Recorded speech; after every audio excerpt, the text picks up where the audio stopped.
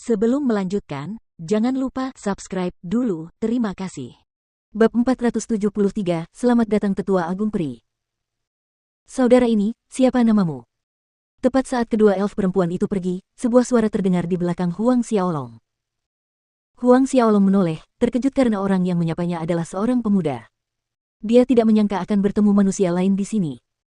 Nama keluargaku Huang. Huang Xiaolong menjawab dengan santai, lalu berjalan ke gubuk bambu kecilnya. Pemuda itu mengikuti Huang Xiaolong ke gubuk bambu miliknya, dengan seringai di wajahnya. Orang ini adalah Su Yu, dari kota Vermilion, murid keluarga Su. Di benua 10 arah, ada sekitar selusin kota yang diperintah manusia. Dan kota Vermilion ini adalah salah satunya, di bawah kendali keluarga Su. Kekuatan manusia yang mampu memerintah sebuah kota, itu adalah bukti kekuatan mereka. Oh, apakah kamu punya masalah denganku? Huang Xiaolong tetap acuh tak acuh setelah diperkenalkan Su Yu. Sebaliknya, Su Yu lah yang terkejut, tidak menyangka pihak lain akan menunjukkan sikap acuh tak acuh setelah mendengar latar belakangnya. Hehe, tidak ada yang istimewa, aku hanya ingin berteman dengan saudara ini. Jika kamu punya waktu malam ini, kita bisa jalan-jalan di luar bersama.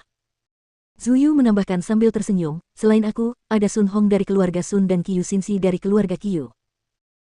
Keluarga Sun dan Qiu dianggap kekuatan yang statusnya setara dengan keluarga Su. Tidak tertarik, jawab Huang Xiaolong lugas. Dia mengerti maksud tersirat dari melihat-lihat pihak lain. Tempatnya adalah hutan peri, melihat-lihat sekitar adalah bukti adanya niat tersembunyi. Belum lagi, mereka adalah orang asing, undangan terbuka pada pertemuan pertama untuk bergabung dengan mereka harus ditanggapi dengan hati-hati. Dalam situasi seperti itu, orang-orang ini kemungkinan besar hanya mencari kambing hitam untuk menanggung akibatnya jika terjadi sesuatu. Wajah Su Yu tidak terlihat begitu baik saat mendengar penolakan Huang Xiaolong, karena memang seperti itu, aku tidak akan mengganggu saudara ini. Jika saudara mengunjungi kota Vermilion di masa depan, aku pasti akan menunjukkan keramah tamahan tuan rumah kepada saudara. Sambil melontarkan ancaman yang tidak tersamar, Su Yu mengibaskan lengan bajunya dan menyerbu keluar dari gubuk bambu. Tunggu, Huang Xiaolong tiba-tiba berkata.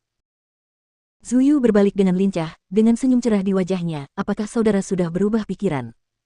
Ini adalah sikap yang benar, orang bijak tahu bagaimana arus mengalir. Huang Xiaolong mengabaikan Su Yu, mengangkat lengannya dengan jari menunjuk ke bahu Su Yu, menusukkannya ke lubang. Su Yu menjerit saat tubuhnya membentuk lengkungan indah di udara. Aku tidak akan membunuhmu kali ini, sekarang enyahlah. Huang Xiaolong memperingatkan dengan dingin. Meskipun dia lebih suka tidak terlibat dengan karakter-karakter kecil ini, dia bukanlah seseorang yang bisa diancam oleh karakter-karakter kecil sesuka hati. Su Yu bangkit dari tanah dengan tergesa-gesa, matanya dipenuhi ketakutan. Dia tidak menyangka orang yang baru saja tiba hari ini begitu kuat, dia sendiri adalah ahli Xiantian Orde kedua. Berdiri tegak, Su Yu tidak mengucapkan sepatah kata pun, bergegas kembali ke gubuknya sendiri. Ketika Huang Xiaolong tidak dapat melihatnya lagi, kekejaman melintas di matanya, bersumpah dalam hati, Pang, kumohon jangan pernah muncul di kota Vermilionku. Huang Xiaolong menyingkirkan kejadian itu dari pikirannya, duduk bersila di gubuk dan memasuki meditasi. Malam berangsur-angsur turun. Hutan peri di bawah selimut kegelapan memancarkan aura misterius keindahan alam. Cahaya bulan keperakan yang berbintik-bintik yang dipantulkan oleh kanopi malam menyerupai riak air di danau yang tenang, mengaburkan batas antara kenyataan dan ilusi. Sambil menatap bulan lembut yang menggantung tinggi di langit malam, Huang Xiaolong teringat keluarganya. Sudah beberapa tahun sejak ia tiba di benua 10 arah, ketidakhadirannya yang lama membuatnya merindukan mereka. Ketika semua hal di sini selesai, ia berencana untuk melakukan perjalanan kembali ke markas gerbang Asura untuk bersatu kembali dengan keluarganya. Kristal kehidupan dari mata air kehidupan sebenarnya tidak berguna bagi Huang Xiaolong. Namun, tidak demikian halnya bagi orang tua dan saudara kandungnya. Kristal itu akan membawa banyak manfaat bagi mereka.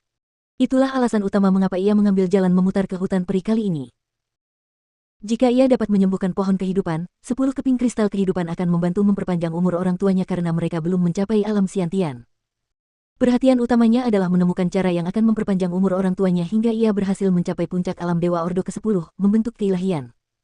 Mudah-mudahan, pada saat itu, ia akan memiliki cara untuk membantu orang tuanya mencapai alam Xiantian. Huang Xiaolong merentangkan indera spiritualnya, segala sesuatu dalam radius 10.000 li terpantul jelas dalam benaknya. Setelah menyempurnakan 8 naga suci purba, indera spiritualnya meningkat pesat saat ia menembus alam Sein Ordo ke-9. Sekarang, mandat jiwa dan seni boneka kuno miliknya telah mencapai level ke-8. Malam berlalu dengan damai, cahaya bulan perlahan memudar seiring terbitnya matahari. Sinar matahari pagi yang cemerlang menyinari hutan peri, memancarkan aura vitalitas yang hidup. Udara segar yang menyegarkan membuat seseorang merasa hidup. Tak lama setelah matahari terbit, sekelompok elf tiba di gugusan gubuk bambu untuk memimpin Huang Xiaolong dan yang lainnya ke tanah suci kehidupan. Itu kau. Sebuah suara terkejut berseru tepat saat Huang Xiaolong keluar dari gubuk bambunya. Melihat ke sumber suara, pemimpin kelompok itu tidak lain adalah peri perempuan yang ditemuinya 3 tahun lalu, bernama Lina. Meskipun Huang Xiaolong tidak tahu status apa yang dimiliki Lina dalam jajaran peri, dia menduga statusnya tidak rendah, setidaknya cukup tinggi baginya untuk memimpin 1000 peri untuk mengepungnya terakhir kali. Nona Lina, ada apa? Seorang peri laki-laki mendekati Lina dan bertanya sambil menatap Huang Xiaolong dengan curiga, dengan jejak permusuhan di matanya. Tidak apa-apa. Peri perempuan Lina pulih dari keterkejutannya, dengan cepat menutupi kesalahannya, ayo pergi. 3 tahun lalu, bahkan tetua Julio bukanlah lawan pemuda ini, lupakan para elf di belakangnya saat ini. Dan peri laki-laki di sampingnya adalah salah satu murid penatua Julio. Dipimpin oleh Lina, lebih dari 20 orang di dalam gubuk bambu dikawal ke tanah suci ras elf, menunggu di area pinggiran. Semuanya, mohon tunggu di sini sementara aku memberitahu para tetua, Lina berbicara dengan sopan sambil menatap Huang Xiaolong sebelum dia berbalik dan pergi. Jejak keraguan melintas di mata murid Elder Julio itu saat menyadari tindakan aneh Lina. Dia melirik Huang Xiaolong, bertanya-tanya mengapa kapten mereka begitu sopan kepada sekelompok orang ini. Apakah alasannya terkait dengan manusia muda ini? Zuyu tergantung di belakang kelompok itu, menatap Huang Xiaolong seperti ular berbisa yang mengunci mangsanya. Di samping Zuyu ada 2 pemuda, mungkin Sun Hong dan Qiu Xin yang dia bicarakan kemarin. Keduanya juga menatap punggung Huang Xiaolong dengan permusuhan yang sama. Di sisi lain, Lina memasuki menara pohon tinggi di dalam tanah suci, memberitahu penatua Julio bahwa dia telah membawa sekelompok orang itu. Setelah sedikit ragu, dia menambahkan, penatua, manusia muda dari 3 tahun lalu itu juga ada di sini. Manusia muda dari 3 tahun lalu. Sejenak, penatua Julio bingung, bertanya-tanya siapa yang dimaksud Lina. Lalu tiba-tiba wajahnya menegang. Kau sedang membicarakan pemuda berambut hitam itu. Huang Xiaolong tentu saja meninggalkan kesan mendalam pada Elder Julio. 3 tahun lalu, dia ditolak oleh Huang Xiaolong. Terbang akan lebih akurat. Ya, Lina membenarkan. Sesuatu berkelebat di mata penatua Julio sebelum dia tenang, aku akan memberitahu penatua agung. Dia meninggalkan ruangan itu dengan langkah cepat. Ketika penatua Julio pergi untuk melaporkan masalah tersebut kepada penatua agung Selin, Ratu Perikeli juga hadir. Keduanya terkejut, karena Huang Xiaolong juga meninggalkan kesan yang mendalam pada mereka. Selin, pergilah dan sambut dia, kata Ratu Perikeli dengan nada serius. Baik, Yang Mulia. Tetua Agung Selin menurut, lalu pergi bersama Tetua Julio untuk menyambut Huang Xiaolong bersama Lina. Keluar bersama rombongan elf lainnya, Tetua Agung melihat Huang Xiaolong di antara kelompok yang menunggu dan berjalan langsung ke arahnya.